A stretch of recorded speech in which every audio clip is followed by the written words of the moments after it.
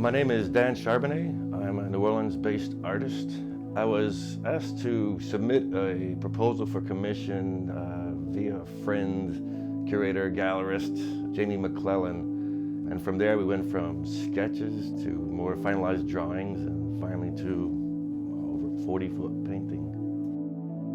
Doing some research on where it's going to be, what this company is, what my background is. It seemed really fitting. I suffered from asthma pretty heavily as a child. So all of these people are very familiar with lungs, very familiar with asthma.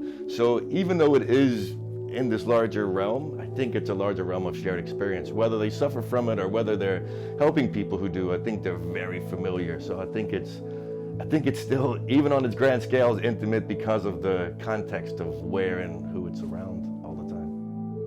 They go into a van and you drive for 14 hours and they're sitting back there wrapped up in a cocoon, and then the van pops open and you're at a door and a metal door comes up and you're in this bizarre science fiction warehouse walking through an endless maze of fantastic equipment and machines, and then install them on the wall for the second and last time. This is their home.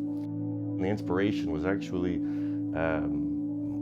microscopic photographs or a camera hooked to a microscope of lung tissues.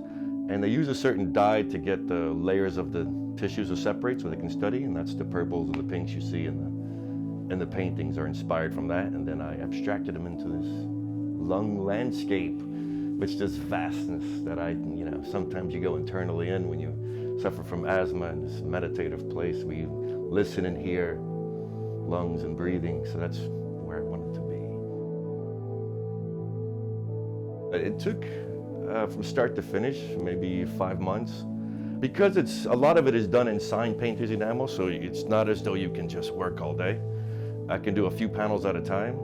So a lot of it is based on just positioning of one layer of tissue over another, and how much of the pink and how much of the purple and how much of this blue crept in. And it was much more geometric.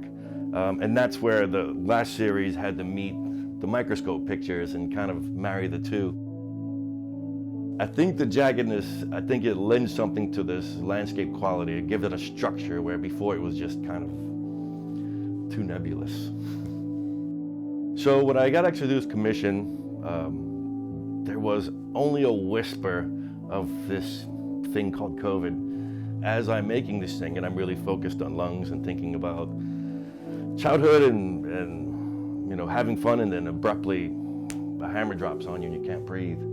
So it became very real again, these memories. So I'm painting this large painting, and every day thinking about how terrible it is. To me, it became a necessity to dedicate this mural.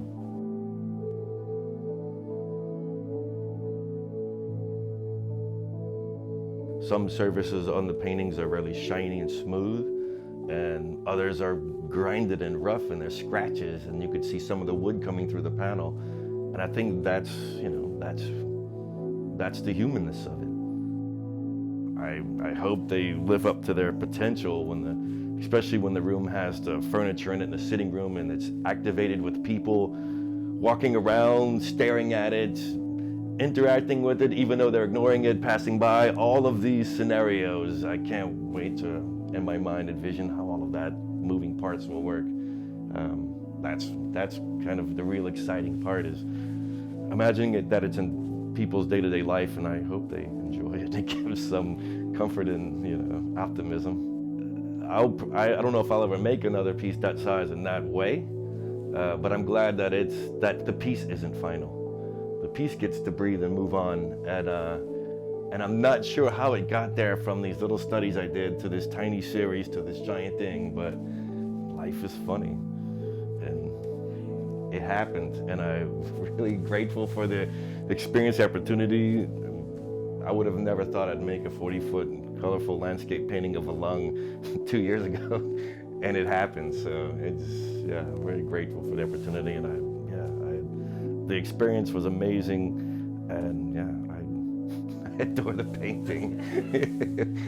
I mean, I might be a little jaded, but I think it's great.